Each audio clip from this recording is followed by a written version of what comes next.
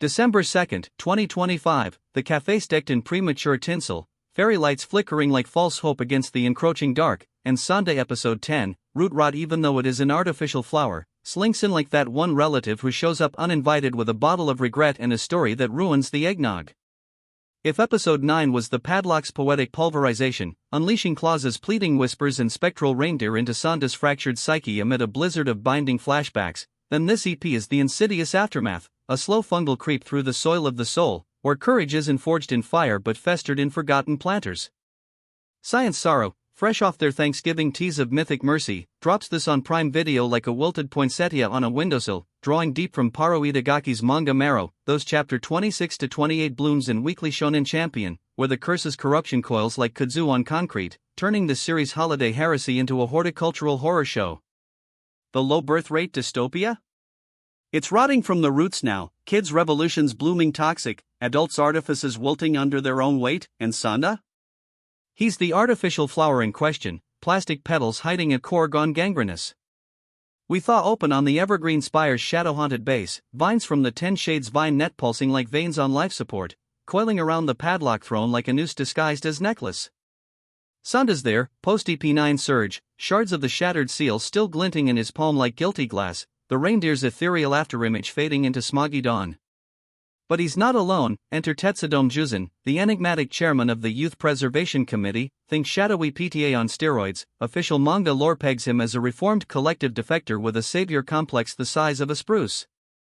Tetsudo's a silver fox specter, tailored coat over tattooed regrets, eyes like polished obsidian that witnessed one too many eternal youth experiments gone pear-shaped.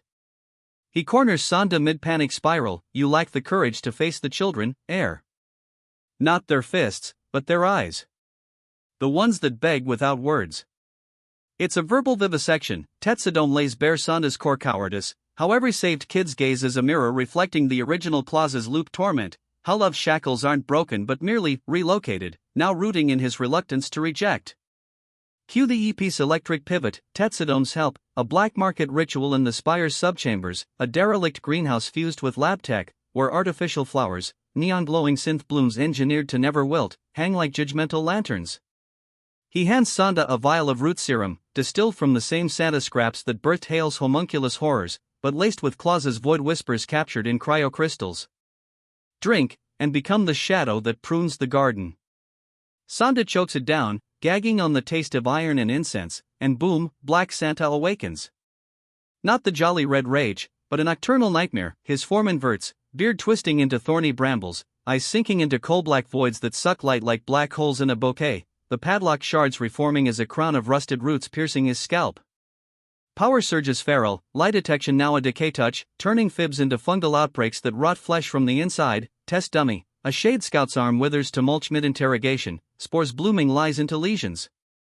It's intoxicating, terrifying. Sanda tests it on a mirror, his reflections your strong enough fib sprouting mold across the glass, cracking it into a spiderweb of self-doubt. Tetsudo nods like a proud poisoner, courage isn't facing the bloom. It's rotting the roots before they strangle you. But across town, in the human heart of the horror, Mita's arc unfurls like a fern in fever. Fresh from her EP8 out of 9 near sacrifice, that forehead blood snowflake still a phantom scar, she's reunited with Seitan. Wait, who?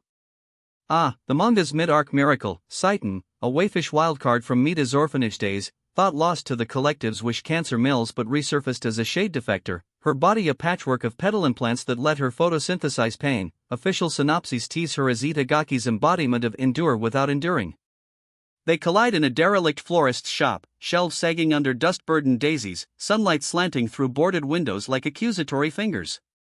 Seitan's tale tumbles out in hushed horrors, orphan young, recruited into the 10 Shades Genesis as a test bloom, forced to kill her first adult, a kindly botanist who tried to free her, by digesting his regrets through root-ripping rituals. They made me artificial, Mita. Plastic petals over poisoned soil. But killing, it doesn't prune the pain. It just spreads the rot. Mita, ever the empathic engine, absorbs it like sponge to spill, flashbacks intercut of their shared sandbox days, building mud castles that foreshadow the spire's throne, now crumbling under the weight of what they'd become. The big moments? They're mycelial, spreading subtle but seismic. Sanda's Black Santa debut, a shade ambush at the Spire's gates. Venus, that Osaka filer from EP7, lunging with bone-tie whips, her carnivorous maw snapping for Santa's throat. He doesn't punch, he touches, decay blooming from his fingertips, turning her weapons to withered weeds, her taunt kids forever, rotting into a gasp of what am I, as spores climb her veins. It's not victory, it's violation. Sanda retching post-fight, Tetsudome's hand on his shoulder, a chain disguised as comfort. Mita's resolve crystallizes in a quiet crescendo. Post-reunion, she and Satan face a shade patrol, not with fists, but forbearance. Mita steps forward, arms wide, letting a tendril lash score her cheek without retaliation. Endure with me, she whispers to Satan, who joins the stand, their shared silence a shield stronger than steel. The patrol hesitates, roots retracting like scolded children, slinking away as Mita's tears water the concrete into cracks of green hope. But the gut punch? Intercut parallel, Sanda, viewing via Tetsudome's scrying orb, sees Mita's mercy and crumbles. That's the courage I lack, he chokes, Black Santa's thorns drawing blood from his own brow. The EP crests on a dual cliffhanger, Mita vowing to Satan no more killing kids, we wrought the cycle together, while Sanda, serum surging, hears Claus's plea twist, the flower wilts. Prune it, or become the blight. Vibe? It's a verdant venom, insidious introspection laced with Itagaki's eco-satire, artificial flowers as adult artifice, root rot as repressed rot of society, the dystopia decaying from within, empty schools sprouting fungal graffiti, adult smiles curdling like curdled cream. Pacing's a patient plague, slow simmers exploding into spore storms, humor a bitter bloom. Sanda's first black form fumble, thorns snag his coat, turning him into a walking topiary that trips him into a compost heap. Tetsudome's dry even shadows have style issues. It's enveloping, earthy, like kneeling in garden soil that's equal parts fertile and foul, fingers sinking into secrets that stain forever. 24 minutes that root deep, promising a harvest of heartbreak. Science Sorrow, post-EP9's prismatic padlock poetry, turns Itagaki's chapter 26 to 28 grotesqueries, those weekly shonen spreads where roots rend like reluctant revelations, Purakita's art teases, into a verdant vaudeville of visual villainy. Art style a miasmic marriage of meticulous mold and meticulous minimalism, backgrounds blooming with bioluminescent blight, the Spire's subchambers a labyrinth of LED-lit lilies that pulse like infected hearts, their plastic sheen cracking to reveal writhing worms beneath. Colors a corrupted canvas, sterile synth greens festering into bruised purples, Black Santa's void swallowing spectra like sinkholes in a salad bar, tying thematic tendrils to EP7's carnivorous cathedral but dialing the dread to subterranean simmer. Merciful mulch, episode 10 of Sanda didn't just root the rot, it reveled in it, raking my resolve into ragged remnants and replanting it as a perennial pang that promises to persist past the holidays. Holistic harvest? It's Itagaki's insidious interlude incarnate, those chapter 26 to 28 creepers where corruption coils cryptic, as Akita's arcs attest, exalted by sorrow into an episode that's as philosophically fertile as it is fungally fraught. Courage redefined not as confrontation but contamination, the curse's coils now cultivating a cowardice that's curiously cathartic. Obsessed?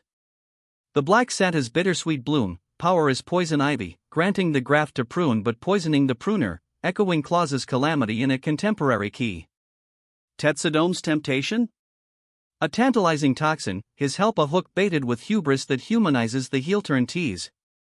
Mita's mercy manifesto with Satan?